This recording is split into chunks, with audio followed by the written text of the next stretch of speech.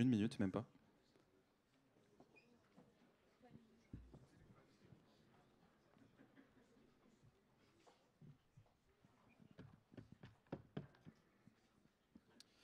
Donc d'abord, je vais vous souhaiter la bienvenue à ce débat crucial pour les élections des représentants au conseil d'administration du Crous Toulouse-Occitanie. Aujourd'hui, nous avons décidé de réunir les différentes listes qui sont candidates à cette élection et de les faire débattre, de vous faire débattre autour de 4 thèmes: le logement, la restauration, les bourses et la culture, qui sont des thèmes primordiaux pour tout simplement ces élections, parce que à ces élections, les décisions prises, elles auront un impact direct sur la vie étudiante, et donc il est crucial de comprendre les visions et les propositions de chaque liste afin de pouvoir se faire une idée réelle et de savoir pour qui on vote lors de ces élections. Donc pour ce débat, chaque représentant aura l'opportunité de répondre à une question sur chaque thème. Donc pour chaque thème, il y aura une question générale qui sera posée aux 5 représentants.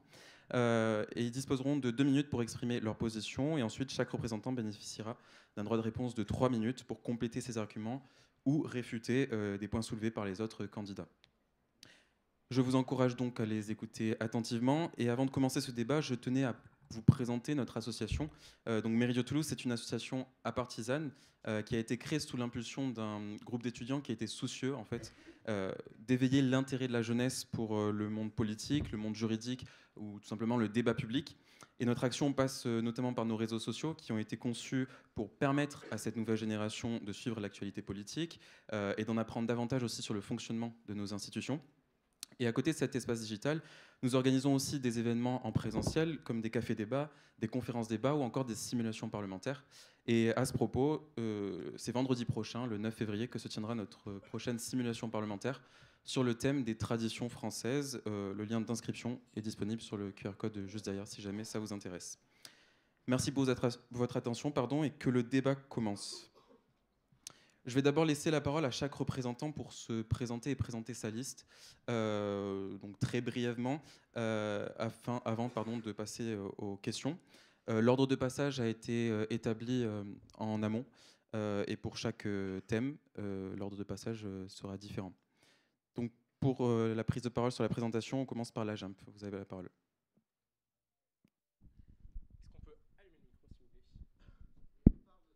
Formidable, merci beaucoup. Donc bonsoir tout le monde, nous c'est la liste Bouge ton Crous, la liste de l'AGEMP, c'est la liste des corporations, la liste des associations, la liste des BDE. Donc on s'est tous regroupés pour proposer cette liste, une liste qui est représentative de toutes les universités qui composent l'Académie de Toulouse, mais aussi les établissements du type ingénieur qui ont aussi fait partie de cette liste. Donc voilà, la liste de l'AGEMP, c'est la liste des associations étudiantes, c'est la liste Bouge ton Crous. Merci.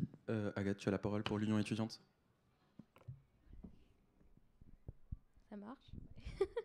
Déjà merci au Crous et à ses partenaires d'avoir organisé le débat et de permettre ce moment de démocratie étudiante qui, on l'espère, sera riche. Bonjour à toutes et à tous. Moi, je m'appelle Agathe. Je suis candidate sur la liste Union étudiante, une liste de rassemblement associatif et syndical présente sur toute l'Académie de Toulouse. Pour ces élections au conseil d'administration du Crous, nous portons un programme combatif et concret, capable de ensemble des revendications que les étudiantes et étudiants nous transmettent tous les jours. Les associations et syndicats représentés sur nos listes sont mobilisés toutes les semaines sur les campus et les CTU de Toulouse, mais aussi d'Albi, La Beige et Rodez, pour améliorer nos conditions d'études concrètement. Nous faisons actuellement un constat simple: certains d'entre nous ne mangent plus à leur faim, vivent dans des conditions insalubres, tandis que leur santé mentale se dégrade et que l'augmentation des loyers et l'inflation détruit notre pouvoir d'achat. Les perspectives qui nous sont offertes sont délétères: une loi immigration raciste ou une nouvelle réforme des bourses catastrophique, autant pour les boursiers que pour les non-boursiers. Nous devons donc établir un rapport de force avec le gouvernement. Nous nous présentons contre la précarité étudiante et contre l'extrême droite pour des représentants combatifs présents avant, pendant et après les élections, pour un Crous écologique et à l'écoute des besoins de chacune et chacun. Et enfin, pour une meilleure protection de nos conditions d'études, il faut voter Union étudiante. Merci, la parole est à l'Uni. Gauthier. Donc bonsoir tout le monde, Gauthier, président de l'Uni et représentant de la liste. syndicat de la droite étudiante, et nous nous sommes présentés à cette élection pour tenir une ligne de mérite et d'excellence au sein du Crous contre les différentes ligues d'extrême gauche. Merci. La parole est à la CGT là, c'est bien ça.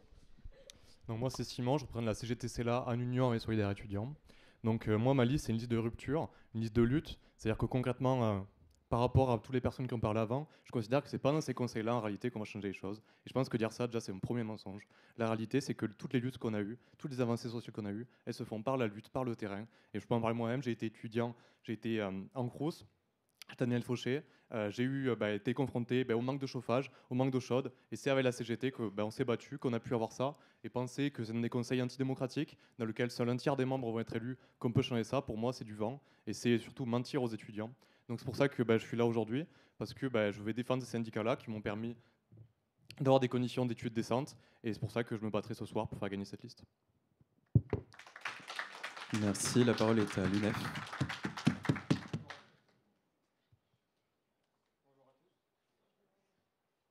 Bonjour à tous. Donc, moi, je m'appelle Quentin. Je suis la tête de liste de l'UNEF. En rejoignant ce syndicat en septembre, j'avais conscience que je rentrais pas dans n'importe quel syndicat, mais dans le plus vieux syndicat étudiant de France, qui depuis 1907 se bat pour l'ensemble des étudiantes et des étudiants. Avant toute chose, je tenais à exprimer mon grand regret face à l'absence de liste unitaire entre l'ensemble des forces progressistes, malgré notre initiative qui n'a pas été considérée par les autres listes progressistes. Nous nous battons pour la généralisation du repas à 1 euro pour l'ensemble des étudiantes et des étudiants. Nous nous battons également pour de meilleures conditions de logement et pour l'allocation d'autonomie pour la jeunesse à hauteur du seuil de pauvreté. Donc du 6 au 8 février, je vote UNEF et ASSO. Merci beaucoup à tous les 5. Nous allons donc passer au premier thème débattu ce soir, à savoir donc le logement. Donc on va commencer par l'Union étudiante. Le logement est une politique centrale que les élus étudiants font souvent apparaître en tête de leurs propositions. Construction, rénovation, accès, loyer. La solution est-elle alors de construire des logements ou faut-il mettre l'accent ailleurs ? Alors, nous, nos propositions en termes de logement partent déjà d'un fait qui s'impose à nous. La très grande majorité des étudiants galèrent à se loger et sont obligés de laisser une trop grande partie de leur pouvoir d'achat dans le paiement de leur loyer. Seulement 6% des étudiants bénéficient des logements Crous, et en termes de chiffres, on a 44 000 étudiants boursiers sur Toulouse pour 10 000, presque 11 000 logements en Crous. C'est clairement pas assez, donc oui, il faut construire. Et du coup, ce que nous proposons, c'est clair, c'est de nous battre pour un droit au logement étudiant effectif, avec à court terme la construction de nouveaux logements pour 25% des étudiants, et bien sûr un plafonnement des loyers et des charges pour rendre nos logements réellement accessibles. Une extrême minorité aujourd'hui d'étudiants bénéficient des logements gérés par le Crous et sont malgré tout aussi exposés à des problèmes très graves. Les étudiants nous font remonter la présence de cafards, punaises de lit, blattes et faits d'insécurité pouvant découler sur des VSS directement même sur le palier des étudiants. Et du coup, sur notre dernier mandat, nous, on a fait modifier le règlement intérieur en portant des revendications nationales. La revendication pour que les étudiantes et les étudiants ayant des enfants puissent avoir accès à un logement, ce qui est le cas aux humanités et au Mirail. Nous avons aussi renforcé les dispositifs pour lutter contre les discriminations et les VSS et avons mis en place une semaine de formation du personnel Crous contre les violences LGBTI-phobes. Donc voilà. Et pour finir, nous nous engageons à porter la revendication du syndicat étudiant et lycéen d'Albi, la CGT 81. Une fois élus, nous nous battrons pour construire de nouvelles CTU près des campus des différentes VUE, villes universitaires d'équilibre pour ceux qui n'ont pas l'approbation. Et voilà. Merci, la parole est maintenant à l'UNI. Donc pour la politique qu'on va appliquer pour le logement, elle tient en 3 piliers. Tout d'abord le plus consensuel, je pense que tout le monde sera d'accord avec moi, peu importe les listes, sur la rénovation des logements Crous. Donc je vais pas m'étaler là-dessus. Un deuxième volet qui sera plus sécuritaire, pour reprendre un exemple d'Albi et la résidence d'Astrolabe, dans laquelle il y a eu des départs de feu volontaires. Et c'était une résidence qui ne fermait plus, enfin dont la porte ne fermait plus depuis 2 ans. Donc sur l'aspect sécuritaire, ça va passer en 2 points avec tout d'abord le droit le droit aux policiers de laisser de pénétrer dans les résidences Crous pour éviter ces fameuses VSS dont Agathe parlait, et aussi plus de contrôle sur la sécurité, notamment des accès aux résidences Crous. Et sur le troisième point, qui m'a semblé être oublié par les autres listes, c'est l'encadrement des logements privés. Actuellement, en France, il y a 173 000 logements Crous pour 2,9 millions d'étudiants. Donc ça fait, par un simple calcul, 9% d'étudiants qui sont logés dans la résidence Crous. Donc la question de 1, c'est est-ce que vous voulez vous battre pour tous les étudiants ou pour seulement 9%? Et donc ce que nous proposons pour les logements privés, c'est l'encadrement. Donc un encadrement avec 2 volets. Donc un allègement des charges fiscales pour les différents rentiers qui voudraient mettre à disposition leur logement pour les étudiants. Et la création d'une plateforme, parce qu'actuellement il n'y en a pas. Je ne sais pas où vous avez trouvé vos appartements pour ceux qui sont dans le privé. Personnellement, le Bon Coin, ça me paraît un peu précaire. Et donc une institutionnalisation des logements privés pour les étudiants et des allègements fiscaux pour permettre d'avoir un loyer plus bas pour les étudiants précaires. Merci, la parole est à la CGT, c'est là. En soi, moi, je pense que le constat que l'Union étudiante a fait, il est juste. C'est un constat qu'on partage et qu'on voit toujours sur le terrain. Maintenant, je pense aussi qu'il y a la question d'en parler, de faire ce constat-là, et aussi la question d'agir. Et pour le coup, même, je répondrais même à l'Uni, qui évoque de manière assez abstraite et réactionnaire la sécurité. Si on parle concrètement de sécurité dans les résidences, on peut parler de la question des violences sexistes et sexuelles. Pour le coup, la CGT-CELA, nous, on se bat au quotidien là-dessus. On se fait des mobilisations sur le terrain, on organise les gens contre ces questions-là, contre la vétusté, contre les cafards à chapeau, contre le manque de choix de Daniel Fauché, contre les problèmes de personnes qui vont suivre et faire de l'exhibition sexuelle aux abords des résidences comme à chapeau, encore une fois. Et je pense que vraiment oublier cette question fondamentale en réalité de la mobilisation sur le terrain, encore une fois, c'est mentir aux étudiants. Parce qu'on peut très bien dire, encore une fois, on veut ci, on veut ça, mais parler, c'est pas agir et ça ne le remplacera jamais.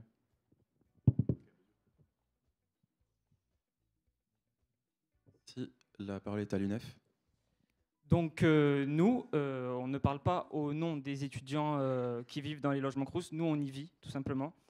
Nous on part du principe qu'en 2017, Emmanuel Macron a promis 60 000 logements d'ici 2022.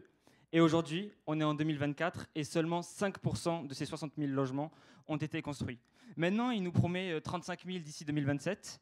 Mais nous, on fait, à travers nos enquêtes dans les cités universitaires, on voit que seulement 6% des étudiantes et des étudiants ont accès à un logement Crous, contre 35% en 1960, ce qui témoigne de la casse de nos Crous. En France, actuellement, 87 000 étudiantes et étudiants sont sans logement. Donc nous, à l'UNEF, nous demandons la rénovation des cités universitaires déjà existantes, aux normes thermiques et aux normes énergétiques. Nous demandons la construction de 150 000 logements Crous, tout simplement parce qu'on juge, et c'est même pas qu'on juge, c'est un fait, ce sont les logements qui sont les plus abordables face à la flambée des prix. Un loyer en moyenne pour une étudiante ou un étudiant en France, c'est 570 €. C'est bien au-delà des moyens financiers d'un étudiant en France. Donc nous, on demande 150 000 logements Crous, et nous demandons également des logements d'urgence, que ce soit pour les personnes victimes de violences sexistes et sexuelles ou les personnes en situation de rupture familiale suite à leur coming out.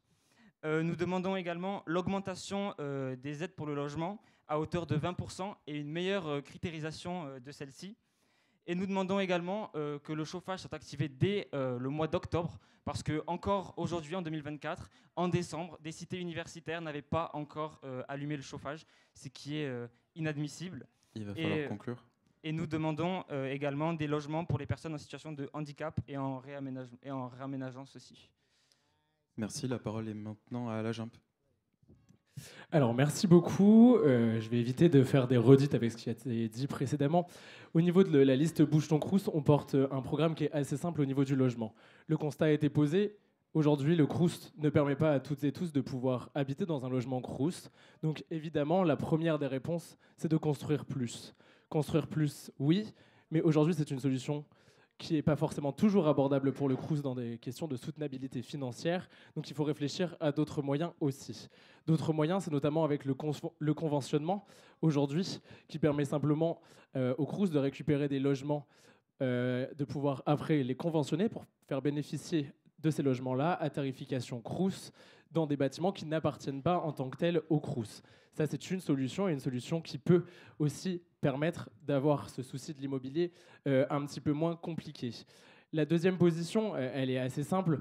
Effectivement, on a des gros problèmes au niveau des logements Crous. On en a parlé au niveau notamment des nuisibles, mais on a parlé aussi des chauffages.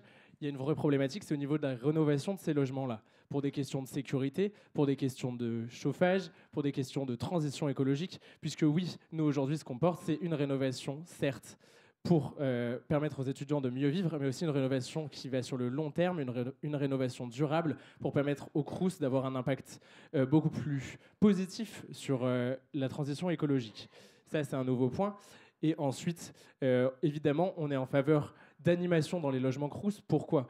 Puisque aujourd'hui, il y a un fait qui est très simple. Les personnes qui habitent en logement Crous sont parfois assez isolées. Et le but aussi, c'est de pouvoir dynamiser ces logements Crous de façon à développer une véritable vie étudiante, développer une vie de projet, une vie d'émancipation à l'intérieur de ces résidences Crous-là, tout en faisant attention, évidemment, que ces résidences-là soient inclusives et permettent à chacun et chacune, selon son degré d'autonomie, on a parlé de la question du handicap conclure tout à l'heure, de pouvoir accéder au logement et de pouvoir profiter de la vie étudiante au sein de ces logements-là. Je vous remercie. Merci beaucoup. Donc maintenant, vous avez 3 minutes de droit de réponse que vous pouvez choisir d'exercer ou pas pour répondre aux différentes argumentations de tout le monde. Donc la parole est à l'Union étudiante. Yes, merci. Du coup, moi, je suis d'accord sur le point de la CELA. C'est bien de parler, mais il faut agir et il faut être présent sur le terrain et être aux côtés des étudiants. Nous, on se déplace, on fait des porte-à-porte.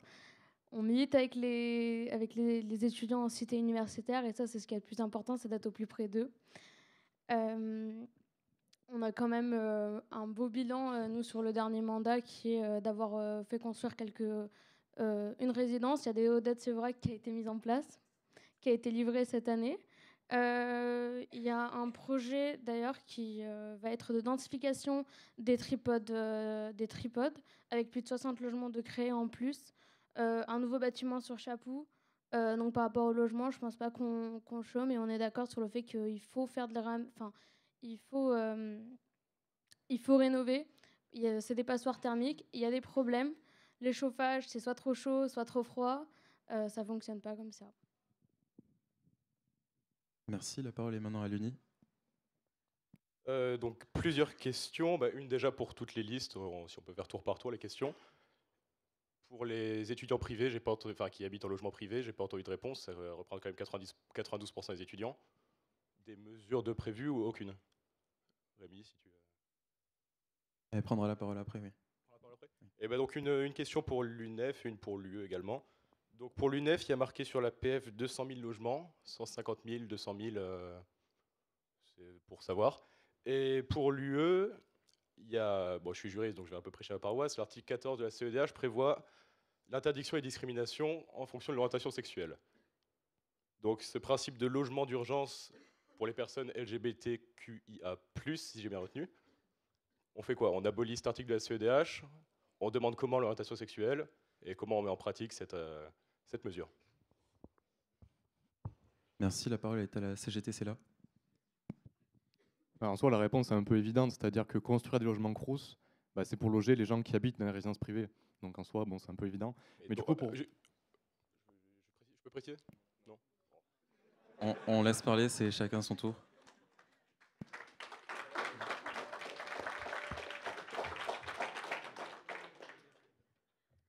Mais pour continuer par rapport à ça, c'est-à-dire que ma liste, du coup, c'est pas juste un syndicat étudiant comme ça. Encore une fois, moi, je fais partie de la CGT. Le CELA entier fait partie de la CGT. Solidaire étudiant fait partie de Solidaire. On fait partie de syndicats nationaux qui luttent dans toutes les structures pour tous les droits. À la CGT, il y a quelque chose qui s'appelle l'Indecosa CGT, qui représente les consommateurs, qui lutte au quotidien pour justement le gel des loyers, que ce soit dans le public ou dans le privé, qui lutte au quotidien justement contre les charges abusives, qui lutte au quotidien, encore une fois, pour une meilleure vie. Et ça, encore une fois, c'est pas juste des revendications concrètes lâchées comme ça, c'est très facile. C'est une lutte au quotidien de tous les jours et qui se fait et qui est gagnante. Merci, la parole est à l'UNEF. Alors moi d'abord je vais répondre à Gauthier quant au gel des loyers pour les résidences privées, puisqu'en effet la majorité des étudiantes et des étudiants vivent dans des résidences privées. Alors votre grand ami Jean-Luc Moudenc s'oppose au gel des loyers à Toulouse. Donc bon, à partir de ce moment-là, je pense que vous n'êtes pas trop légitime pour porter cette revendication. Ensuite, vous parlez de logements privés dans votre programme, vous parlez des universités qui pourraient être propriétaires de logements afin de permettre à un maximum d'étudiantes et d'étudiants d'en bénéficier. Mais je pense que vous êtes trompé d'élection. Enfin, là, c'est les élections du Crous, ce n'est pas les élections des universités. En plus, c'est la casse du service public. Vous alimentez le service privé. Et en plus de ça, je ne sais pas si vous êtes au courant à l'Uni, mais la plupart des universités ne sont pas propriétaires de leurs propres murs. À UT2J, l'université Toulouse-Jean Jaurès n'est pas propriétaire de ses propres murs. Ils font un partenariat avec Vinci. Donc à partir de ce moment-là, ça risque d'être compliqué, vos propositions. Ensuite, la JEMP, dans votre programme, vous parlez du gel des charges. Alors, moi, je peux te passer mon numéro si tu veux. Et ça vous évitera de mettre dans votre programme ce que l'UNEF met dans son bilan, en fait, depuis 2019. Donc, le gel des loyers, c'est quelque chose qui est déjà fait depuis 2019. Et ensuite, vous proposez de geler les charges. Mais pourquoi, en juin dernier, vous vous êtes abstenu? Donc, voilà. Merci, la parole est maintenant à la JEMP. Alors, tout d'abord, dans un souci, je pense, de respect, on évitera d'écorcher les noms des autres listes. Et d'ailleurs, si tu veux pas faire d'erreur, c'est bouge ton crous de façon à ce que chacun et chacune puisse savoir à qui il s'adresse. Ensuite, par ailleurs, je vais commencer par répondre à la question de Gauthier. Qu'est-ce qu'on fait pour les étudiants aujourd'hui qui sont effectivement dans des établissements d'ordre privé?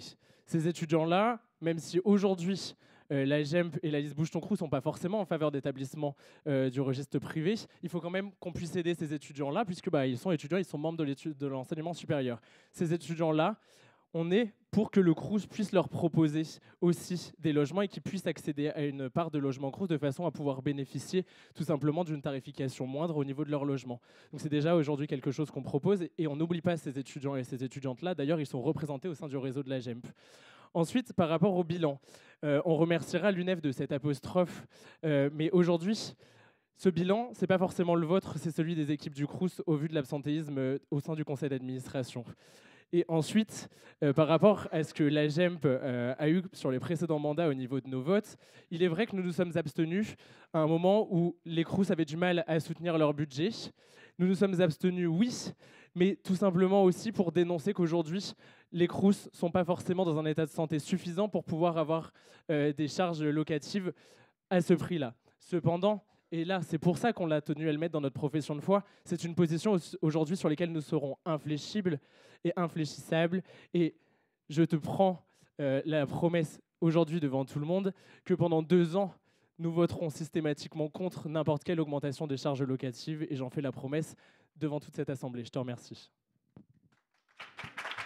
Merci à tous les 5.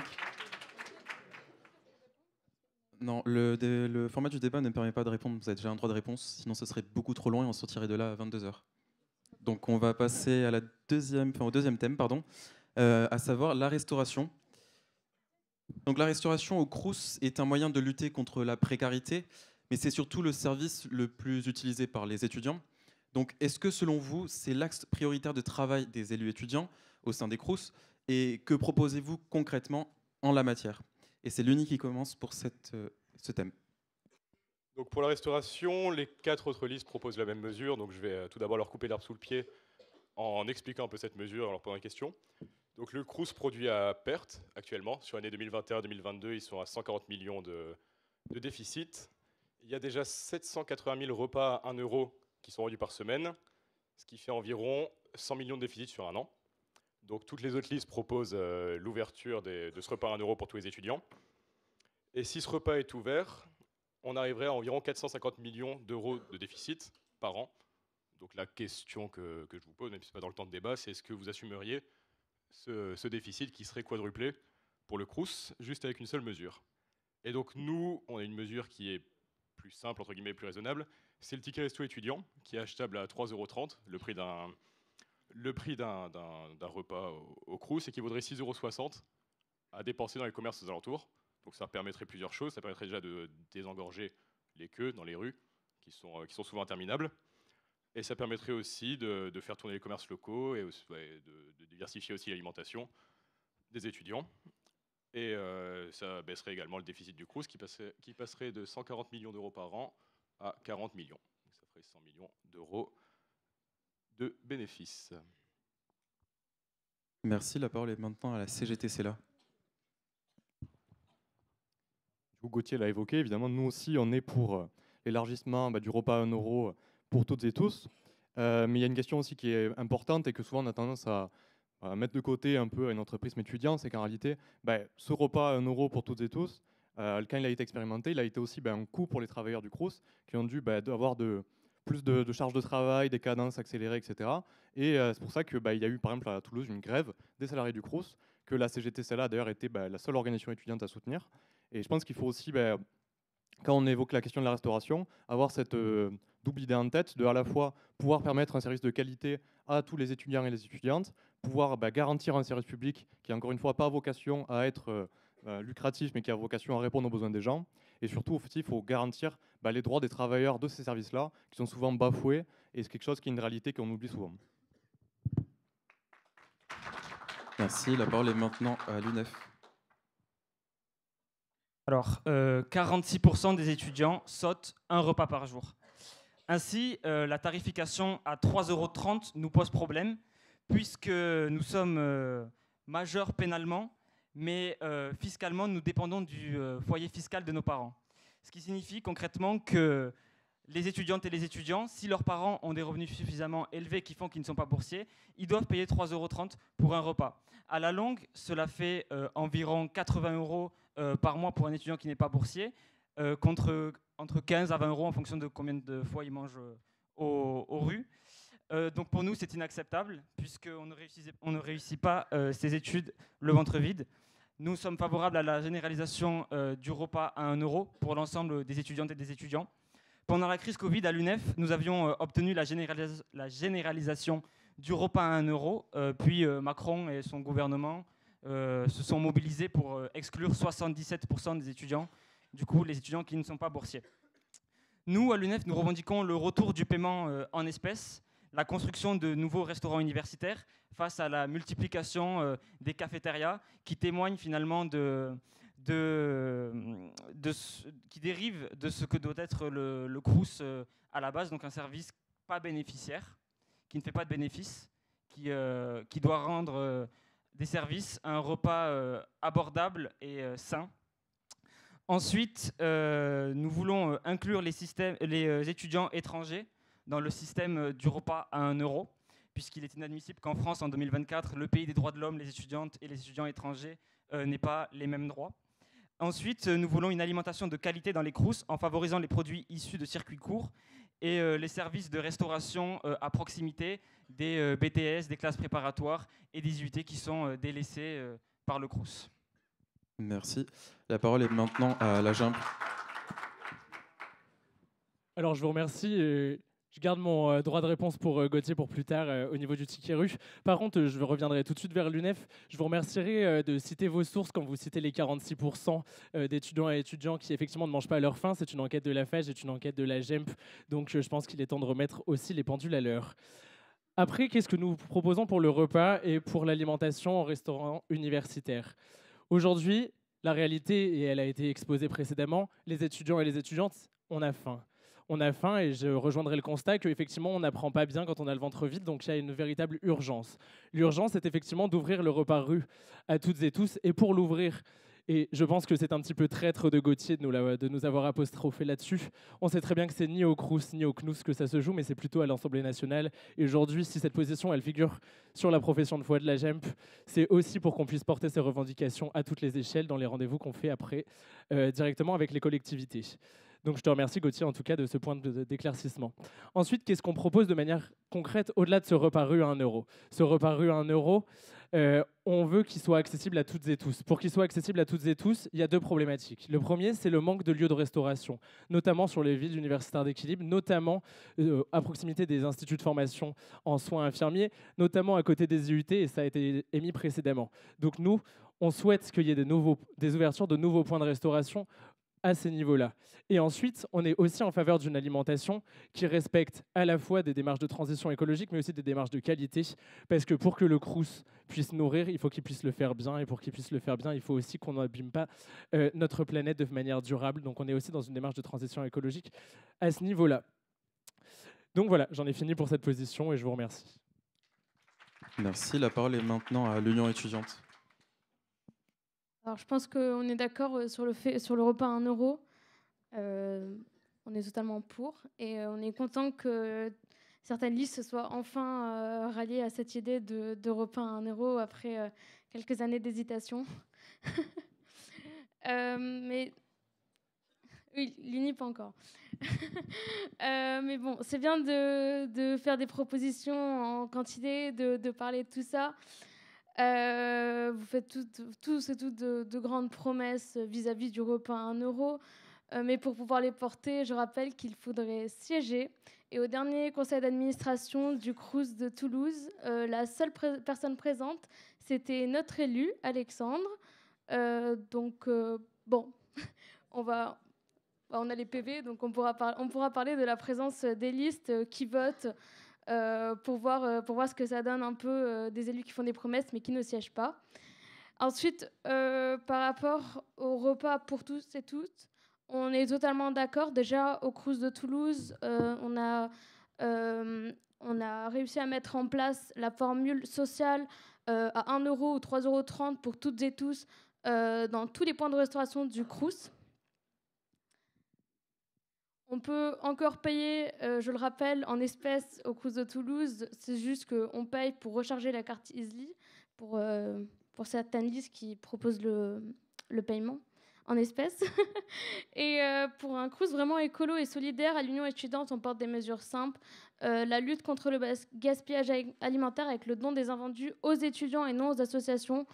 Qui ne sont pas pour qui ne les reversent pas aux étudiants, et l'amélioration surtout de l'offre végétarienne et végane, et la préférence des produits locaux, avec déjà l'avantage qu'à Toulouse, la plupart des produits vendus en cafétéria ou au restaurant universitaire sont tous faits localement. Les seules pâtisseries qui restent industrielles en restauration Crous, c'est les cookies et les muffins. Merci. Maintenant, chaque représentant va disposer de 3 minutes de droit de réponse pour pouvoir, comme tout à l'heure, répondre aux différentes propositions de chaque liste. Donc, Lénie a la parole. Ouais, je vais garder un peu de temps de parole si Rémi veut me poser des questions sur le ticket restauration. Et simplement demander à toutes les listes en un mot si donc, ils sont prêts à assumer ce quadruplement du déficit du Crous au national. Alors, pour rappel, la forme du débat, c'est 2 minutes pour répondre à la question et 3 minutes ensuite pour un droit de réponse.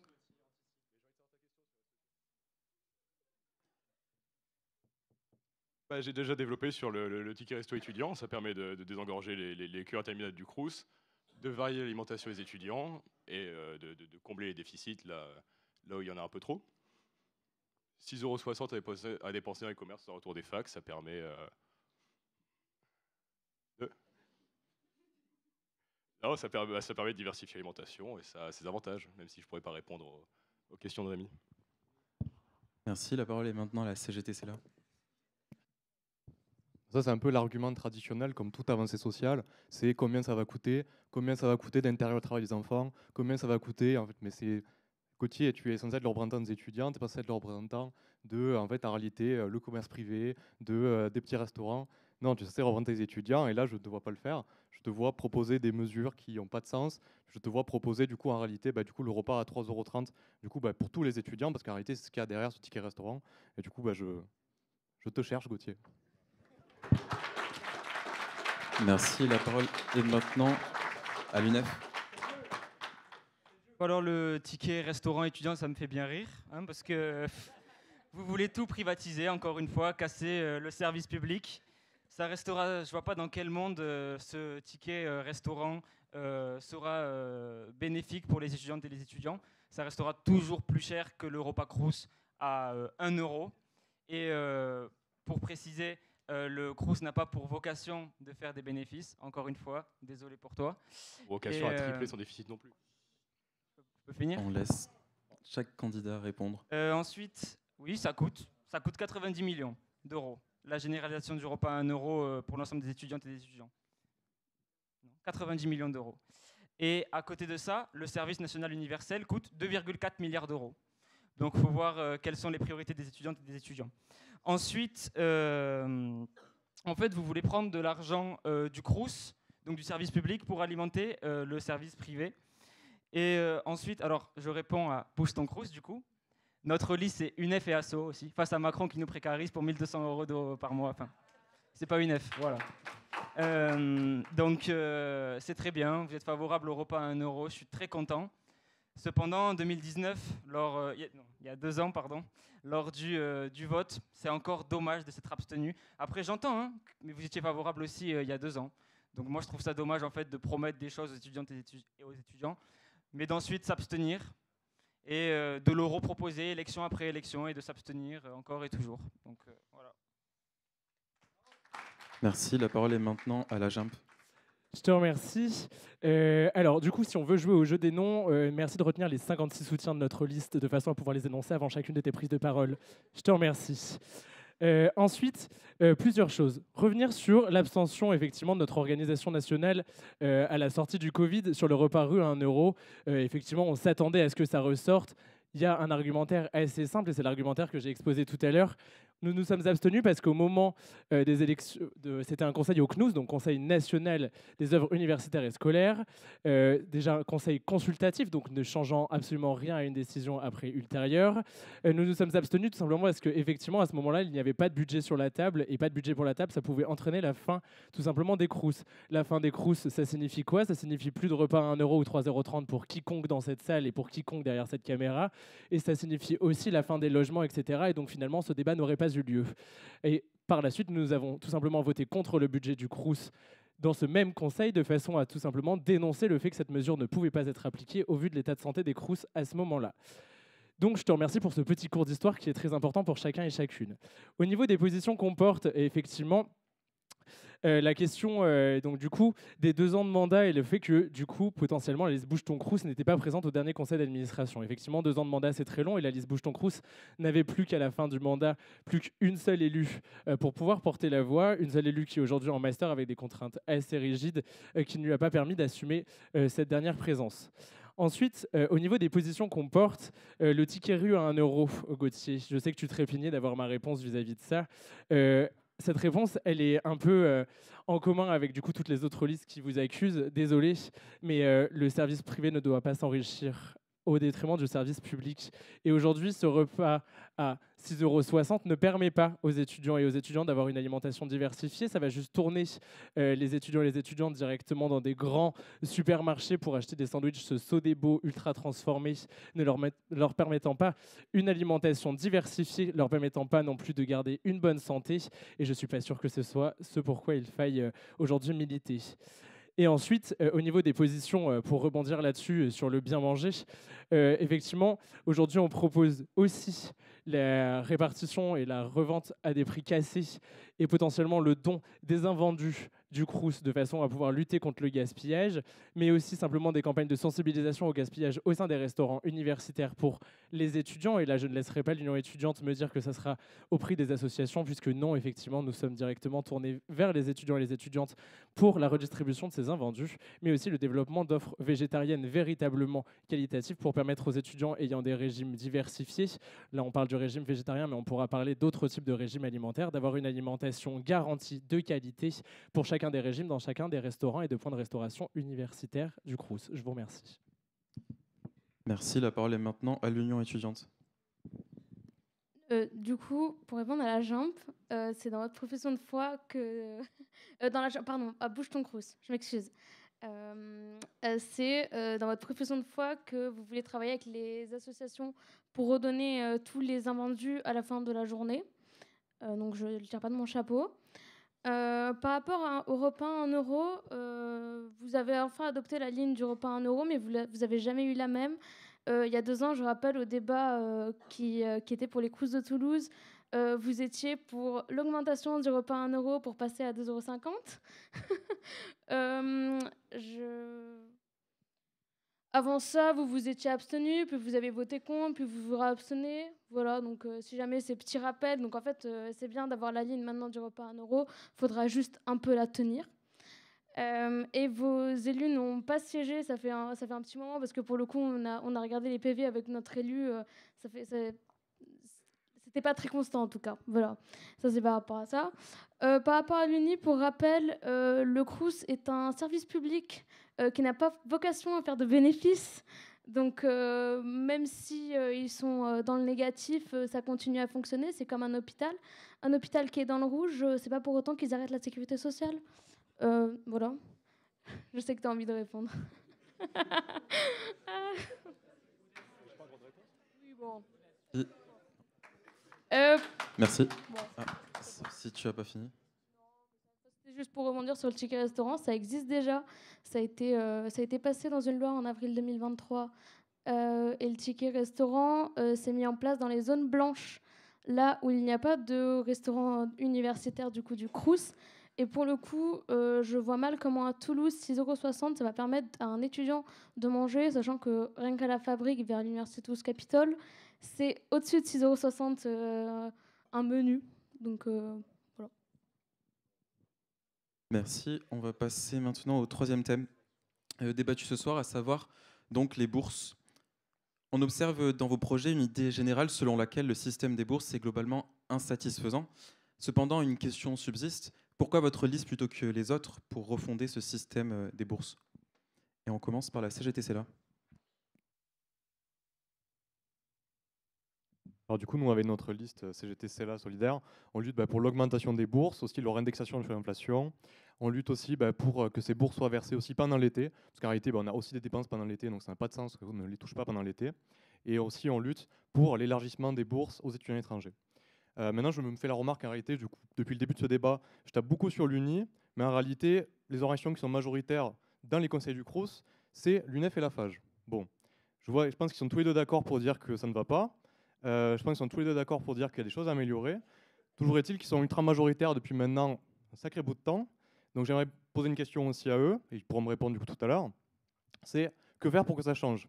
C'est-à-dire que si on considère que c'est uniquement en votant et que si ça ne marche pas, c'est qu'on a mal voté et qu'il faut attendre 2 ans à chaque fois pour que ça s'améliore, je pense qu'il y a un réel problème. Et nous, on considère du coup, avec Solidaire et la CGT, encore une fois, que c'est par les luttes de terrain qu'on gagne des choses. On a parlé du repas à 1 € tout à l'heure. Le repas à 1 €, il n'est pas sorti de nulle part. Il est sorti des mobilisations sur le terrain. Il est sorti d'un acte malheureux d'un étudiant. Il est sorti de tout cet ensemble-là de luttes au quotidien qui permettent d'améliorer des choses. Et si on veut améliorer les bourses, c'est pas en votant tous les 2 ans pour la bonne liste ou la mauvaise liste. C'est en se battant dès maintenant avec des syndicats de combat pour les obtenir.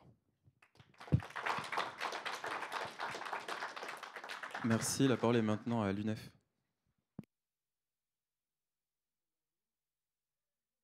Aujourd'hui, les bourses maximales sont de 630 €, soit 2 fois moins que le seuil de pauvreté.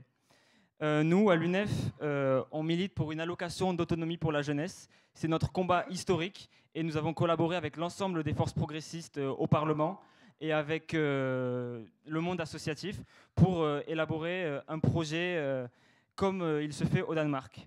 Alors, parce qu'aujourd'hui, en fait, 77% des étudiantes et des étudiants sont exclus du système de bourse et un étudiant sur 2 est contraint à se salarier. Or, le salariat, c'est la première cause d'échec scolaire. Un étudiant qui se salarie, en moyenne, il perd 1,5 points dans sa moyenne, ce qui est tout simplement inacceptable. Donc nous, Macron nous a promis 500 millions d'euros pour le système de bourse, mais même pas la moitié n'a été accordée, plus précisément 196 millions d'euros. Donc cette allocation d'autonomie pour la jeunesse, en quoi consiste-t-elle? C'est une allocation qui est universelle, nul besoin de justifier sa condition sociale, matérielle ou familiale. Elle permet de s'émanciper de sa famille, puisque ce ne sont pas notre famille qui doit conditionner notre avenir, ce n'est pas notre famille qui étudie pour nous, ce sont nous qui étudions et qui devons nous émanciper. Donc moi je prends souvent l'exemple du fils de Bernard Arnault. Imaginons qu'il souhaite faire des études de sociologie. Alors son père lui dit non, tu vas simplement faire des études d'économie. Alors le fils de Bernard Arnault va se retrouver dans la même situation que des milliers d'étudiantes et d'étudiants, sans moyens pour se nourrir, pour se loger. Et ainsi, cette allocation doit être à hauteur de 1 158 €, ce qui correspond au seuil de pauvreté en fait. Et comment l'imposer? avec des discussions sont en cours avec le ministère sur la réforme des bourses. Et ces élections Crous peuvent être utilisées comme un véritable référendum pour imposer cette allocation d'autonomie pour la jeunesse. Merci. La parole est maintenant à la JIMP. Je vous remercie. Alors, premier point, et là je vais utiliser un petit peu de droit de réponse. Avec votre modèle, le fils de Bernard Arnault, il touchera 1 200 €. Et je ne suis pas sûr que ça puisse être véritablement favorable aujourd'hui avec ce que vous défendez en termes d'équité sociale.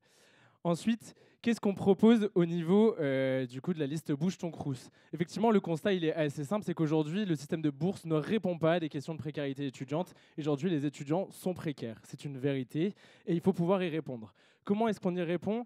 2 échelles temporelles, 2 échelles d'urgence. La première échelle, c'est déjà d'arriver à faire en sorte que la CVEC elle soit désindexée de l'inflation pour permettre à une CVEC de ne plus augmenter, de ne plus précariser les étudiants. Mais par contre, qu'est-ce qu'on veut indexer sur l'inflation notamment? C'est le système de bourse. Pourquoi? Pour que les bourses puissent finalement suivre une courbe de croissance au niveau du pays, une courbe d'inflation, de façon à ce qu'on puisse un peu plus répondre aux questions de précarité étudiante. Et on souhaite aussi que la courbe au niveau des bourses suive une courbe au niveau de l'augmentation du SMIC, de façon à ce que les bourses puissent être revalorisées à court terme. Là, je le répète, c'est toujours dans une échéance à court terme, directement pour toucher encore plus d'étudiants. De plus, on souhaite tout simplement l'ouverture d'un guichet unique. Pourquoi? Parce qu'aujourd'hui, on sait qu'il y a énormément d'étudiants qui pourraient bénéficier de la bourse, mais qui n'en bénéficient pas par méconnaissance des services et par méconnaissance de la bourse. Comment est-ce qu'on fait ça? Comment est-ce qu'on arrive à permettre aux étudiants de se saisir des questions de la bourse? C'est en leur permettant d'avoir un guichet unique pour lequel ils pourraient demander sur un même dossier social étudiant, typiquement leurs APL, mais aussi leurs bourses, de façon à simplifier les démarches administratives. Après, qu'est-ce qu'on souhaite à long terme? À long terme, on souhaite faire en sorte que effectivement, l'étudiant ne dépende plus de ses parents et que le calcul de la bourse ne dépende plus de celui des parents, de façon à pouvoir avoir une bourse qui soit véritablement calculée sur le besoin véritable de l'étudiant. Mais aussi, on souhaite que cette bourse, elle dépende du territoire, puisqu'un étudiant à Paris, un étudiant à Toulouse, n'a pas le même frais de loyer, n'a pas le même coût de la vie qu'un étudiant typiquement à Cholet, bien que j'ai beaucoup de respect pour les étudiants de Cholet. Merci. Il va falloir conclure. Du coup, c'est bon. La parole est à l'Union étudiante. Du coup, sur les bourses, contrairement à d'autres listes, nous, on n'est pas du tout satisfait de la réforme des bourses et même du système actuel des bourses qui est mis en place. On part du principe qu'il faut un revenu, une allocation universelle pour les étudiants, qui soit au niveau du seuil de pauvreté, c'est-à-dire 1 100, 1 200 € et non à 630 €. Parce que 630 €, c'est pas assez pour vivre quand on n'a que ça. D'après une récente étude de l'université de Toulouse, l'université fédérale, près de 50% des étudiants qui travaillent en parallèle de leurs études disent que ça a des conséquences négatives sur leurs études. Donc il faut une allocation d'autonomie pour que ces étudiants puissent continuer à étudier sans avoir à travailler à côté, sans avoir à stresser, se dire je dois travailler et ensuite je dois retourner faire mes devoirs. Donc le système des bourses, il est actuellement très défaillant et il met en péril la réussite des étudiants. À l'Union étudiante, on rappelle que les étudiants et les étudiantes non boursiers ne roulent pas sur l'or. La majorité des étudiants donc, ne peuvent pas toujours compter sur l'aide financière. Et non seulement il faut parler de la bourse et de la suppression de la bourse actuelle, mais il faut aussi parler des ASA, des aides ponctuelles, ASA, ASAP, aides annuelles. Il faut que ce soit plus accessible pour tous les étudiants, donc plus d'assistantes sociales dans les Crous, que ce soit partout en France, à Toulouse et nationalement.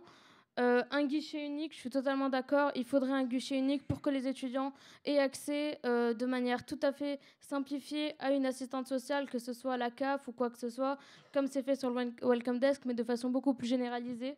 Il va falloir conclure. Bon, c'est bon. Merci. La parole est donc maintenant à l'Uni.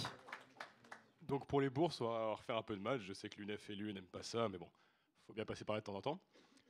Donc 1158, l'UNEF est ranché à 1200 pour l'allocation étudiante, enfin s'ils repassent à 1158 je crois, avec 2,93 millions d'étudiants en France. Donc à l'année, ça fait 40 milliards. Pour rappel, le budget de la justice en France par année est à 7 milliards. Où est-ce que vous trouvez l'argent? Je ne sais pas, n'importe. Et donc, voilà, une mesure de l'UNEF et de l'UE, visiblement, ça coûte 6 fois plus à l'année que le budget du pays pour la justice. Donc, nous proposons une refonte du système des bourses, avec déjà la constance sur les bourses qui sont gardées actuellement, mais surtout une valorisation en fonction de la note de l'étudiant, pour tenir une politique de mérite sur le sujet. Et parce que sans égalité des chances, le mérite perd complètement de son sens, on propose aussi une série de mesures pour tous les salariés, pour les étudiants salariés, notamment avec l'aménagement des emplois du temps qui est conditionné à une certaine limite de temps de travail qu'on veut baisser, pour que les conditions des étudiants salariés se rapprochent de celles des étudiants non salariés. Merci. Nous allons maintenant passer au droit de réponse. La parole à la CGT CELA pour 3 minutes. Moi, je vais surtout réitérer la question que j'ai posée tout à l'heure et que j'ai posée en réalité depuis le début du débat. C'est encore une fois, il y a des organisations qui ont des projets. Certains sont beaux, certains sont dégueulasses. La réalité, c'est que moi, je demande aussi quels moyens ils ont pour les imposer. Parce que ça fait quand même plusieurs fois que j'en parle, j'ai l'impression de me répéter. J'aimerais bien savoir du coup en quoi des organisations qui sont ultra majoritaires depuis 50 ans pensent qu'à partir de maintenant, boum, c'est la bonne, on va changer les choses et tout ira bien. Je pense que c'est une question qui devrait être répondue et qui ne l'est toujours pas. Merci. La parole est maintenant à l'UNEF. Alors, pour répondre à la CGT-CELA, vous vous plaignez des votes, mais dois-je vous rappeler qu'aux dernières élections, vous êtes partis avec nous et avec Alexandre, d'ailleurs, coucou, tu es un élu UNEF, au passage, je ne sais pas si tu es au courant. Alors, l'ignorance, ce n'est pas un argument, vu que ce n'est pas vrai. Je suis en train de parler, par contre. On se coupe pas, s'il vous plaît. Ensuite, nous, donc, on se bat pour des mesures concrètes, l'allocation d'autonomie pour la jeunesse, avec laquelle nous avons travaillé avec Monique de Marco, qui est une sénatrice écologiste de Gironde. C'est un projet qui est chiffré, donc là, je vais répondre à l'Uni, à Gauthier. C'est un projet qui coûte de l'argent, bien évidemment, 35 milliards d'euros. C'est un budget, mais c'est aussi une vision de la société qu'on voit. Mais ce budget de 35 milliards, on peut déjà lui faire perdre 10 milliards d'euros rien qu'en créant en fait une nouvelle branche de sécurité sociale où les étudiantes et les étudiants avec le revenu de l'allocation pourront financer cette sécurité sociale. Ensuite, on peut gagner 7 milliards d'euros, encore une fois, en redéployant la CICE et en supprimant le service national universel, qui coûte encore une fois 2,4 milliards. Et ensuite, je vais répondre à Bouche ton Crous et les 50 associations derrière. 56 associations, super. Tout augmente. Et donc, soit vous êtes de mauvaise foi, soit vous n'avez pas compris ce que j'ai dit. Je pense que j'ai plutôt opté pour la première option. Bernard Arnault, bien évidemment que cela ne va pas arriver, mais c'était un exemple pour montrer que l'ensemble des étudiantes et des étudiants ont besoin de s'émanciper. Merci. La parole est maintenant à la JEMP. Donc du coup, il est plus si universel que ça, ce revenu, si du coup il touche plus Bernard Arnault. Bon, je m'interroge encore. Bref. Je suis assez satisfait du constat que pose l'Union étudiante, c'est qu'effectivement, pour demander tout ça, il va falloir aussi que derrière, on puisse accueillir les étudiants et les étudiantes grâce effectivement aux assistantes sociales qui, déjà au Crous aujourd'hui, font un travail assez prodigieux. Mais il va aussi falloir, si jamais on ouvre plus ces questions-là, de pouvoir embaucher plus d'assistantes sociales. Donc c'est aussi une position qu'on porte au niveau de la GEMB et qu'on continuera à porter à travers les mandats.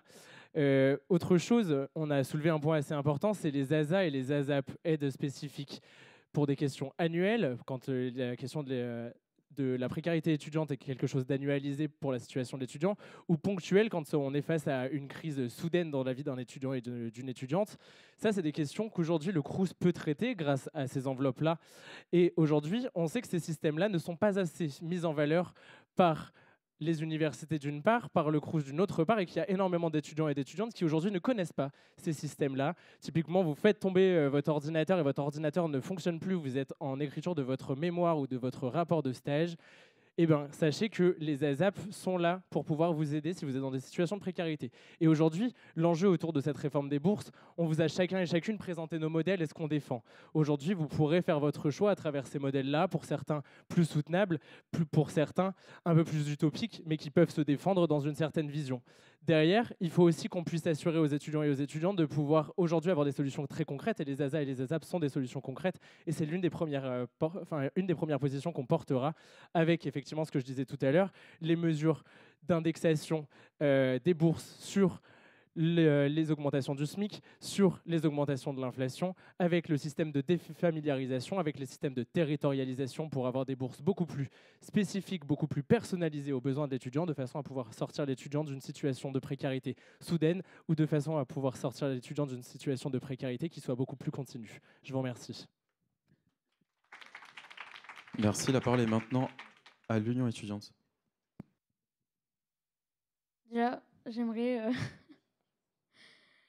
dire que si on indexe les bourses sur le niveau des notes des étudiants, je ne suis pas sûre qu'à l'Uni, vous ayez tous droit à la bourse. Voilà. On évite juste les attaques un peu personnelles. Oui, tout ça, oui, c'est oui, pas, non, mais y a pas de pas souci. nécessaire pour le débat. Pour l'UNEF, je rappelle que la personne en face est Alexandre Perrin et non pas Alexandre Delmer-Cise qui est élu pour l'Union des étudiants de Toulouse, l'UET qui était à l'alternative. Voilà, merci de ne pas faire d'amalgame. Que ce soit bien clair. Ouais. On en parlera. Pour répondre à la CELA, nous, on a quand même un bilan. Avec nos élus CNUS, on a réussi à obtenir 10 postes en plus sur le Crous de Toulouse, dont des assistantes sociales. Parce que figurez-vous qu'au dernier budget au CNUS, l'Union étudiante s'est abstenue, contrairement à l'UNEF et Boucheton-Crous via la FAGE, qui ont voté contre, alors même qu'il y avait augmentation de 25% du budget, dégel des salaires des employés du Crous et création de plus de 110 postes au niveau national. Donc je pense qu'on a un beau bilan. Merci. Et pour finir, la parole est à l'Uni. Donc pour répondre à l'UE en premier, je pense que tu peux te garder tes arguments ad hominem. J'ai 20 ans, je suis en L3, j'ai eu semestre 1, 2, 3, 4 avec mention. Je t'enverrai mes résultats le 5 février normalement, mais je n'ai pas à rougir de mon dossier. Pour répondre à la CGT-CELA, de toute façon, les bourses, c'est un système plus global que le Crous. Il y a énormément de façons d'obtenir des bourses dans le système universitaire actuel. Et c'est aussi en se battant au quotidien. C'est vrai que tout passe pas par les conseils et je partage ton point de vue là-dessus. Vous utilisez les luttes, nous on utilise plus les rendez-vous et le travail fourni avec les doyens pris d'université, qui nous a déjà permis d'avoir une valorisation des bourses à UT1 notamment. Et sur l'UNEF, je te laisse me répondre avec la thèse, tu peux pas me couper, et pour lui également. Cette allocation universelle, elle est acquise via un certificat de scolarité uniquement ? Est-ce qu'il y a une obligation d'assiduité ? Et du coup, qu'est-ce qui empêcherait actuellement tous les Français ou tous les Français précaires de s'inscrire à la fac et de toucher 1 200 € par mois en plus ? Avec sa tête, c'est compliqué de répondre, mais...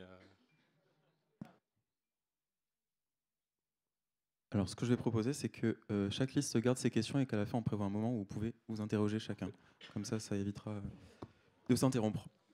Nous allons donc passer au dernier thème débattu ce soir, à savoir donc la culture. La promotion de la culture permettrait d'améliorer la qualité des conditions de vie des étudiants. Que comptez-vous faire concrètement en termes d'accompagnement de projets étudiants, principalement dans les domaines culturels et les domaines sportifs ? La parole est d'abord à l'UNEF. Alors, la vie étudiante, la culture et le sport, c'est une des missions les plus importantes du Crous, mais qui malheureusement est trop souvent mise de côté. Malgré des initiatives nationales, les postes de dépenses pour la culture font souvent office de coupe budgétaire. Ce qui est très inquiétant quand on sait que la culture est un facteur d'émancipation, à la fois intellectuelle et sociale, et de bien-être dans un contexte de précarité grandissante. Donc il est plus que nécessaire que le Crous remette accès à la culture et aux loisirs au cœur de leur mission quotidienne. L'UNEF et les associations étudiantes revendiquent un budget à la hauteur pour financer les projets étudiants, une meilleure communication sur les événements organisés par le Crous et l'accès à un pass culture pour l'ensemble des étudiantes et des étudiants. Ensuite, nous nous revendiquons également le remboursement par le Crous de la licence FFSU. Merci. La parole est donc maintenant à la JIMP. Très bien, je vous remercie. Alors, qu'est-ce qu'on propose au niveau du coup de la liste Bouge ton Crous sur ces thématiques-là? Aujourd'hui, ça a été soulevé précédemment et je remercie l'UNEF et ses assos de pouvoir nous le préciser. C'est qu'effectivement, la culture, c'est un point d'ancrage pour beaucoup d'étudiants et d'étudiantes dans la vie étudiante, grâce à des questions de bien-être, grâce à des questions de lien social, puisque oui, participer à des événements culturels, c'est aussi rencontrer du monde et nous, on se battra toujours pour faire en sorte que les étudiants ne soient pas isolés. Donc aujourd'hui, la culture, c'est effectivement une mission primordiale au sein du Crous et au sein de la vie étudiante. Aujourd'hui, il y a des choses qui existent au sein des Crous qui s'appellent notamment le Culture Action. Le Culture Action, c'est quoi? C'est une enveloppe dédiée du Crous pour permettre le financement de projets étudiants. Et là, je prévois d'ores et déjà les attaques en disant que beaucoup sont des associations étudiantes qui en demandent et qui potentiellement sont du réseau de la GEMP et je les félicite pour tous ces projets de valorisation de la culture. Mais sachez que n'importe quel étudiant et étudiante avec un projet culturel peut faire la demande de cette enveloppe du Culture Action de façon à pouvoir mettre en valeur son projet. Typiquement, vous avez une passion pour la guitare et le piano, vous avez besoin d'acheter un ampli, mais aussi tout simplement quelques affiches pour communiquer sur une petite représentation au sein de votre université. N'hésitez pas à vous saisir de cette enveloppe de façon à pouvoir valoriser vos projets culturels et faire connaître votre art au plus grand nombre. Donc ça fait partie des choses que nous portons et notamment la mise en lumière de cette enveloppe du Culture Action de façon à ce que de plus en plus d'étudiants et d'étudiantes puissent s'en saisir, de façon à ce que finalement cette enveloppe, on puisse l'utiliser dans son entièreté, de façon à ce qu'on n'y ait pas de coupe budgétaire puisqu'elle est, comme on l'a dit précédemment, primordiale pour développer la vie étudiante. Et effectivement, on est aussi en faveur, et là je reviendrai sur une position du logement, de rendre directement cela accessible aux étudiants et aux étudiantes qui en général sont isolés dans les résidences Crous en prévoyant des programmations culturelles directement au sein des résidences Crous. Mais on sait aussi notamment que le Crous a lui-même sa programmation culturelle avec des partenaires locaux de façon à permettre à des étudiants et des étudiantes de pouvoir bénéficier d'une offre culturelle à tarification réduite ou simplement de pouvoir prendre connaissance de ce qui se fait aux alentours. Donc le Crous fait déjà beaucoup de choses et le tout c'est de pouvoir les mettre en lumière et de les encourager, c'est ce que l'on fera. Merci. La parole est maintenant à l'Union étudiante. La culture, c'est souvent un sujet qui est beaucoup mis à l'écart dans les Crous, notamment parce que le Crous n'a pas de budget propre à la culture, de budget dédié, celui-ci étant uniquement financé par la contribution de vie étudiante et de campus appelée CEVEC, qui est en réalité une taxe payée par les étudiantes et étudiants non boursiers, pourtant eux aussi précaires. Et c'est pas aux étudiantes et aux étudiants de financer le Crous et de financer la culture, mais c'est bien à l'État de mettre en place un véritable budget de financement de la culture via le Crous qui permettrait d'élargir les offres culturelles pour toutes et tous.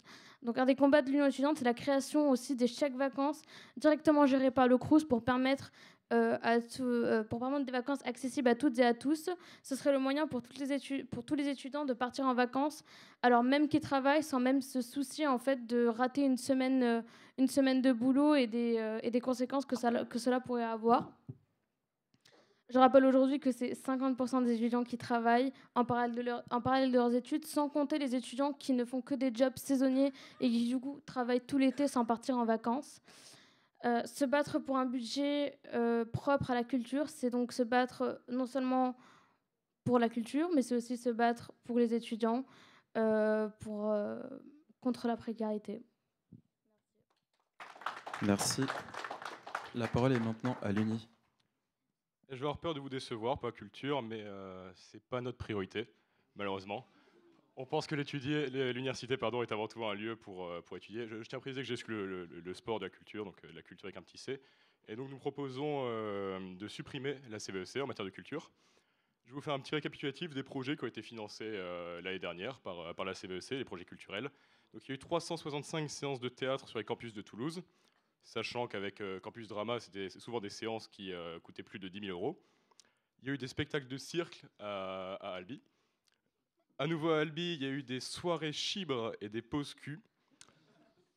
Donc on ne voit pas trop l'intérêt de faire payer une taxe à 100 € à chaque début d'année aux étudiants non boursiers qui, comme Agathe l'a dit, sont déjà précaires.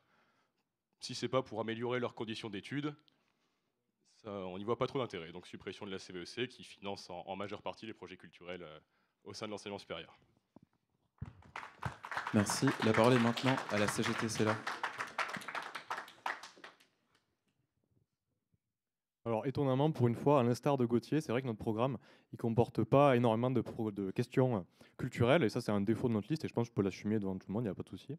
Par contre, en réalité, dire que la culture c'est un sujet qui nous est inconnu, c'est faux, simplement parce qu'on fait partie de la CGT, on fait partie de Solidaire, on lutte au quotidien en fait avec les intermittents du spectacle pour un véritable statut de ces personnes-là, pour en fait qu'ils puissent vivre leur travail et pouvoir continuer à faire leur métier et continuer du coup leur représentation. Bon, je pense que je laisserai d'autres personnes répondre à Gauthier parce que bon, je pense qu'il est tard là.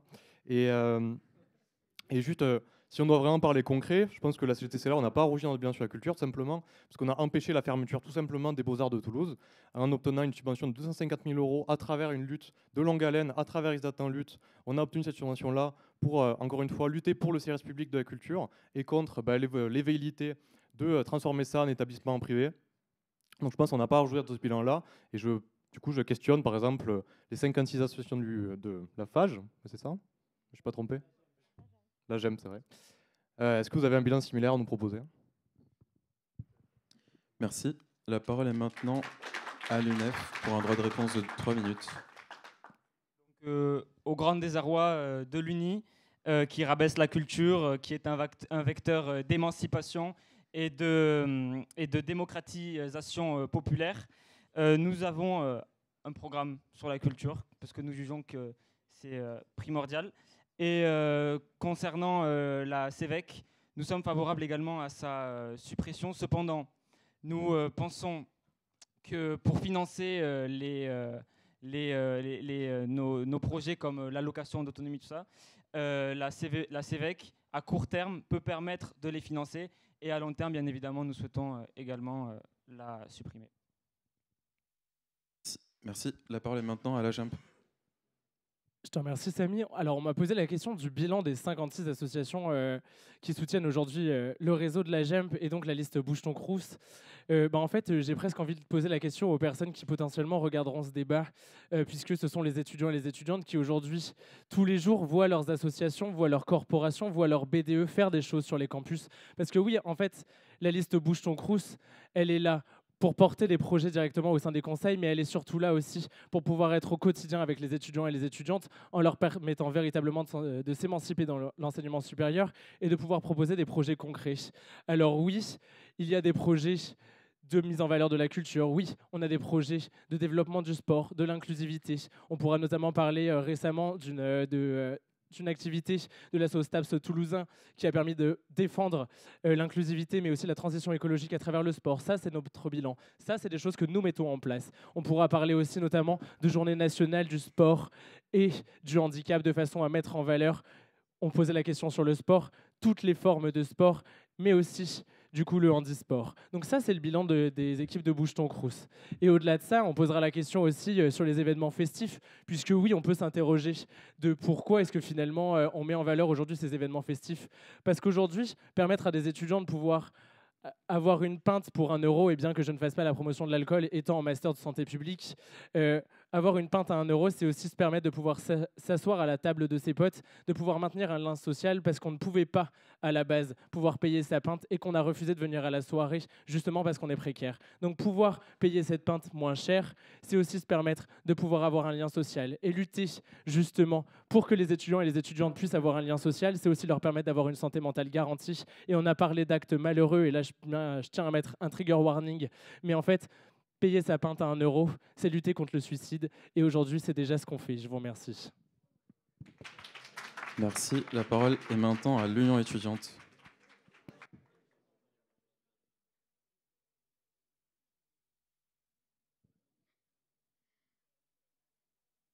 Pour le coup, à l'Union étudiante, on a quand même un bilan sur la culture. Sur notre dernier mandat, il a été mis en place le budget participatif qui est à hauteur, il me semble, de 40 000 € et qui a financé 60 projets tout de même. Voilà. Il y a eu la rénovation de la MAC à Chapoux et ça, c'est déjà super bien. Après, je voulais parler de l'usage de la CEVEC qui est faite actuellement par certains BDE, corpos, associations, Très souvent, cette CEVA qui est utilisée pour faire des demandes, pour faire du coup des soirées, des galas. Je trouve pas que ce soit très, très bon de financer la pinte à 1 euro. Ça me rappelle étrangement le programme de l'Uni qui veut mettre la bière au restaurant universitaire. Donc, non, non, non, c'est la même chose, c'est les étudiants, c'est le service public qui finance l'alcool. Et c'est pour ça que nous, dans ce mandat, on a quand même brillé par le fait que à chaque fois, ce n'est pas le gala ou la soirée des corpos qu'on a décidé de financer, mais bien les systèmes de prévention qui ont été mis en place pendant ces soirées. Voilà. Oui, mais du coup, c'est nos élus, enfin notre élu, à travers la commission, qui a poussé à ce que vous fassiez ça. Pour l'Uni, bon, la culture, ça vous intéresse pas. Enfin, ça vous intéresse pas de la financer. De toute façon, le but, c'est quand même de privatiser le Crous et de détruire un peu le service public. Donc, bon, c'est pas surprenant de votre part. Merci. La parole est maintenant à l'Uni. Tout d'abord, pour répondre à l'UNEF sur la CVEC qui finance l'allocation étudiante, si on prend toutes les CVEC payées en France, on va faire un peu de maths, je sais que ça te plaît. Donc, si on prend tous les CVEC payés en France actuellement, ça fait 100 millions. Donc, on prend 100 millions aux étudiants boursiers pour après leur redonner. Et sur le reste, entre les 100 millions et les 40 milliards, je vois pas.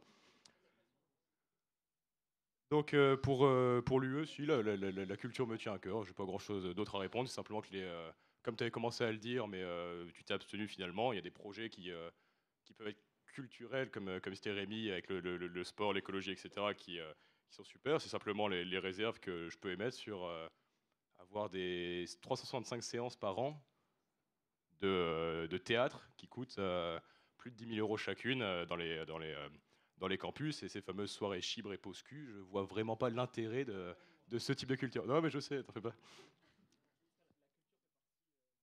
Vous aurez la parole après, quand il y aura le moment d'échange. Et merci à Rémi de me soutenir sur la bière. Ça se fait déjà à Perpignan. Et donc si on pouvait tendre ça. Il a raison sur le fait que se poser à la table de ses potes avec une bière, c'est quand même essentiel dans la vie d'un étudiant. Merci. La parole est maintenant à la CGT CELA.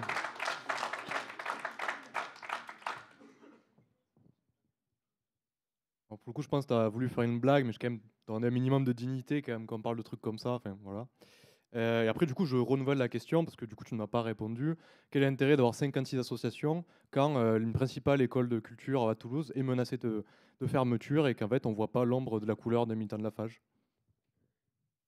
Alors, c'est pas la FAGE, je me permets de corriger, c'est la JAMP. Voilà. Merci. Donc maintenant, nous allons avoir une quinzaine de minutes qui seront chronométrées de débat libre, tout en respectant certaines règles, c'est-à-dire qu'on ne se coupe pas et qu'on reste respectueux et bienséant. Donc, prenez la parole. Peut-être au représentant de l'UNEF qui n'a pas pu répondre tout à l'heure sur l'allocation de vie universitaire, sur pourquoi est-ce que les personnes précaires en France ne pourraient pas juste s'inscrire à l'université dans le système que vous avez créé pour toucher 1 200 € en plus par mois s'il n'y a aucune obligation d'assiduité.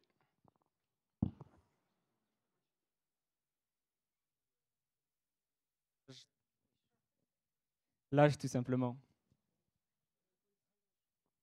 À quel âge? L'âge d'étudiant. Pardon? D'étudiant. Oui, mais quel âge? Et les étudiants en reprise d'études qui ont plus de 25 ans. Et ceux qui ont plus de 25 ans qui sont en reprise d'études, du coup, ils n'ont pas le droit à l'allocation universelle? Avec le certificat, si c'est juste s'inscrire à la fac, tu peux t'inscrire à la fac, faire les démarches en début d'année, t'acquitter de ta CVEC et toucher 1 200 € par mois. Bah, réponds-moi. Oui, on parle avec les représentants, s'il vous plaît. Simplement l'âge. Et après, c'est évident que ce soit le certificat de scolarité quand on est en reprise d'études. Donc les personnes en reprise d'études ne bénéficient pas de l'allocation universelle étudiante. Je viens de te répondre que si. C'est quoi Avec le certificat de scolarité. Du coup, c'est conditionné à un certificat de scolarité. Tu fais exprès? Non, non, je fais pas exprès. Mais qu'est-ce qui empêche, du coup, quelqu'un qui est, je ne sais pas, au RSA ou qui bosse en CDI pour un SMIC de s'inscrire à l'université? Il n'y a aucune obligation d'assiduité, il ne vient pas au TD, il ne vient pas au partiel, et il a quand même les 1 200 € versés sur le compte. Si c'est juste s'inscrire avant un certificat de scolarité, tout le monde peut l'avoir et bénéficier de l'allocation universelle. Je pense avoir été clair, tu fais exprès de ne pas comprendre. Merci. Est-ce que quelqu'un souhaite prendre la parole? Et l'UE le propose aussi, s'il y a des réponses un peu plus claires pour moi. Déjà, je pense que c'est un peu bas de penser que forcément les gens vont aller s'inscrire à la fac juste pour bénéficier de cette allocation. Je pense que, non, c'est comme en fait dire que les gens sont RSA et profitent du RSA alors qu'ils pourraient travailler. Non, mais vraiment, c'est l'équivalent. Pour moi, c'est vraiment l'équivalent ce que tu es en train de dire. Ah, mais je te demande qu'est-ce qui empêche quelqu'un de s'inscrire à la fac, il n'y a pas d'obligation d'activité, et de toucher 1200 euros. Et tu penses que personne le ferait en France pour 1200 euros par mois, remplir une CVEC de 3 clics? Je sais que tu es humaniste, mais bon. Après, non, mais ça pourrait arriver. Je pense que ça pourrait. Enfin, on est dans le terme là, on n'a pas encore travaillé encore assez au CNUS, ça n'a pas été assez discuté. Et je pense que les mesures feront que ça n'arrivera pas, ou alors que si ça arrive de manière assez minime. Parce que je pense que les gens n'ont pas que ça à faire que de venir s'inscrire à la fac juste pour bénéficier de 1200 euros. Les 3 clics, c'est 1200 euros par mois pour 3 clics, je t'assure qu'il y en a qui ont ça à faire. Et ils sont pas tous riches, les Français. Et ils viendraient aux examens. Quoi? Ils viendraient passer les partiels parce que Il vient de dire qu'il n'y a pas d'obligation d'activité. À ce il moment-là, n'y a pas d'obligation d'activité. il y a pas d'obligation d'assiduité en TD. On parle de TD, Ah, ok, on c'est parle ce que des je cherche à cours, savoir. on parle des contrôles continus. Donc que les partiels. Oui, ben c'est déjà ce à quoi la bourse, ce à quoi la bourse actuellement est. Obligation de faire les partiels. Ça va de sens. D'accord, ok, bah, ça va de sens pour toi. Merci. Mais vu que tu veux parler de sujets qui ne t'arrangent pas, je voulais tout simplement préciser que la fraude pour les bourses, ça correspond à seulement 3% des cas. Donc voilà. C'est pas une fraude sur les bourses si sur certificat de scolarité tu permets d'avoir l'allocation. Si tu respectes les règles, c'est les règles que tu veux fixer et que Agathe veut fixer, tu respectes les règles en t'inscrivant à l'université en demandant les 1200 euros. Je pense que 1158. Gauthier, déjà pour nous, l'allocation universelle, c'est pouvoir mettre en place une allocation pour toutes et tous les étudiants qui travaillent et qui ne travaillent pas. Et ça part du principe que du coup, on supprime cette histoire de contrôle continu qui est plus ou moins mise en place avec les TD, donc pas de nécessité en fait d'être assidu en TD pour obtenir son allocation, mais quand même nécessité d'aller en partiel et de réussir, enfin pas forcément de réussir ses examens, mais de faire acte de présence. D'accord.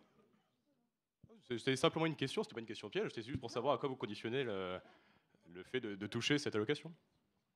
Merci. Pas d'autres questions? Et moi, j'aurais bien voulu savoir pourquoi toutes les listes ici présentes en commission électorale ont refusé de porter la thématique des étudiantes et des étudiants étrangères et étrangers. Ce qu'on va faire, c'est que vous allez répondre un par un. Donc là, James. Alors aujourd'hui, c'est pas quelque chose sur lequel on était opposé. Simplement aujourd'hui, vous l'avez bien vu par le format de débat qu'on a, il a fallu qu'on puisse le cadrer dans un intervalle temporel. Mais cependant, je pense que tu auras regardé les professions de foi, notamment celle de la liste Bouche-ton-Crous dont tu as tant de mal à te souvenir du nom. Simplement, on a aussi des positions pour les étudiants et les étudiantes internationaux, puisque je ne les appellerai pas étrangers, puisque dans la sémantique du mot étranger, c'est déjà un petit peu stigmatisant. Donc je préférerais le terme d'extra-communautaire pour ma part. Et à ce niveau-là, on a des positions pour les étudiants et les étudiantes extra-communautaires, notamment de pouvoir accéder au repas à 1 euro comme tous les autres étudiants. C'est ce qui est cadré dans notre programme. On a aussi l'accès des résidences Crous et pour les étudiants et les étudiantes qui notamment seraient dans des situations d'urgence, et ça peut toucher les étudiants extra-communautaires, de pouvoir accéder à des logements d'urgence, donc développer aussi le parc de logements d'urgence pour ces étudiants et ces étudiantes-là. Donc aujourd'hui, ce n'est pas une thématique sur laquelle on a à rougir, sur laquelle on n'a pas de position. Simplement, dans le cadre de ce débat, il a fallu qu'on puisse faire des choix et effectivement, dans un terme, on a mis d'autres thématiques en lumière, mais on aurait pu tout bonnement aussi parler du salariat étudiant sur lequel on a aussi fait l'impasse, puisque oui, c'est aussi une mission du Crous de pouvoir promouvoir notamment des plateformes d'accès pour le salariat étudiant, la plateforme s'appelant Job Avis. Donc oui, on a fait des choix dans la commission électorale, ce n'était pas des choix simplement sur lesquels on avait à rougir, ce n'était pas des choix stratégiques, simplement on a choisi ces thématiques-là. Je vous remercie. Merci. Est-ce que vous souhaitez... On va d'abord laisser tout le monde répondre à la question. Alors pour le coup, je suis d'accord avec ce que Jean me dit. On n'a pas fait un choix pour exclure les étudiants, les étudiants internationaux, parce que je rappelle que les étudiants internationaux sont compris dans toutes les thématiques. Quand on parle de bourse, de logement, de restauration, on inclut aussi ces étudiants. parce qu'on inclut toutes et tous les étudiants qui sont gérés par le Crous. Déjà ça, et moi j'aimerais aussi poser une question à l'UNEF. On parle de l'UNEF et ASSO, mais c'est qui vos ASSO? Parce que sur toutes les professions de foi nationales, ce sont les mêmes associations, alors que ici, je pense que sur les quatre autres listes, on a tous au moins des associations locales, on a de l'expérience locale, on a fait du terrain, et on s'est pas mis à militer un mois avant les élections. Alors, Merci, la parole est à l'UNI. Vous pourrez répondre après, gardez-le. Pour répondre à la question de l'UNEF, ça s'est fait. Je crois que Juliette était là pour la commission, pour le choix des sujets. Ça c'est pas. J'ai pas le souvenir. Léna, je crois que tu y étais également. Léa, pardon, excuse-moi. Je crois que c'est fait sans accroc. On a choisi les sujets assez vite. Je prends donc les autres représentants de liste qui étaient là. Ça a été. J'ai même pas le souvenir que ça a été évoqué. C'est choisi naturellement. Il n'y a pas eu d'opposition de la part de qui que ce soit. Alors, je suis un peu dans l'embarras parce que je vous ai totalement oublié de quoi tu parles. Mais du coup, je prends Alex à témoin qui était là aussi. Il me semble. Je pense que si l'UNEF a besoin de la calomnie pour avoir des arguments, bon, on est un peu loin parce qu'encore une fois, je pense qu'on peut tous parler de la FERUF, voilà, qui est du coup la Fédération des étudiants à résidence universitaire de France. Alors, bon, moi, du coup, ça fait 4 ans, je suis dans un syndicat. Je pense que tout le monde sait qu'on milite quand même énormément sur les Crous. Franchement, la FERUF, faut le chercher quand même. Hein. Merci. La réponse pour 2 minutes, vraiment maximum. Sinon, on ne pourra rien évoquer de plus. J'ai peut-être répété, j'ai dit, tu as 2 minutes pour répondre parce qu'après, sinon, on n'aura pas le temps d'évoquer autre chose. Réponse. Okay. Est-ce que vous avez d'autres questions?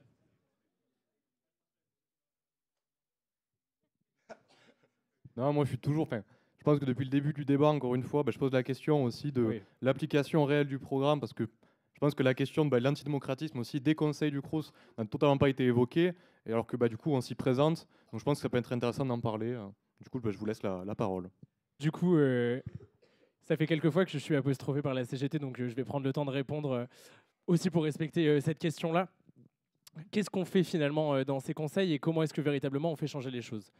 Je vous rejoindrai beaucoup sur le fait que ces conseils-là, ils ne constituent pas l'ensemble des choses qui feront changer aujourd'hui le Crous et qui feront changer les conditions de vie et d'études des étudiants et des étudiantes.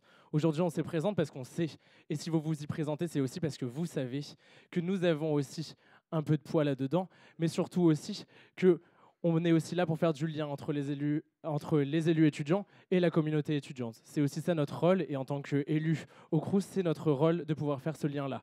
Donc, c'est aussi pour ça qu'on s'y présente. Au niveau de quelle action précise on a, je pense qu'aujourd'hui, il y a 2 manières de faire avancer la cause étudiante. Il y a la manière de la manifestation, et fort heureusement, certains et certaines s'y prêtent aujourd'hui, et on sera très content aussi, notamment comme je l'étais à Paris sur le projet de loi immigration, d'aller militer de façon à pouvoir défendre les intérêts des étudiantes et des étudiants contre certaines choses qui sont aujourd'hui contre notre façon de voir l'enseignement supérieur et contre notre façon de voir la vie étudiante. Cependant, il y a aussi un autre versant, une autre façon de faire avancer la cause étudiante, et ça, c'est beaucoup plus institutionnel. C'est effectivement aller prendre des rendez-vous avec les collectivités, auprès de toutes les universités, auprès de toutes les personnes aujourd'hui auxquelles on peut toquer à la porte et auxquelles aujourd'hui on peut porter la voix des étudiants et des étudiantes. On peut parler des députés, on peut parler des personnes qui sont dans les collectivités territoriales, donc des villes, on peut parler des personnes qui sont dans les municipalités, et c'est à toutes ces échelles-là que la cause étudiante, elle avance. Puisque oui, pour que le Crous puisse faire des résidences, il faut évidemment que la mairie soit d'accord pour offrir le permis de construire. Puisque oui, pour pouvoir avoir notamment des produits locaux, il faut qu'on encourage aussi une agriculture qui soit durable. Et ça, c'est important, et c'est pas simplement, effectivement, comme tu l'as dit dans les conseils du Crous, qu'on le fait avancer, mais c'est aussi simplement par un rôle, et là, le mot fait mal et le mot est dur, mais un rôle de lobbying.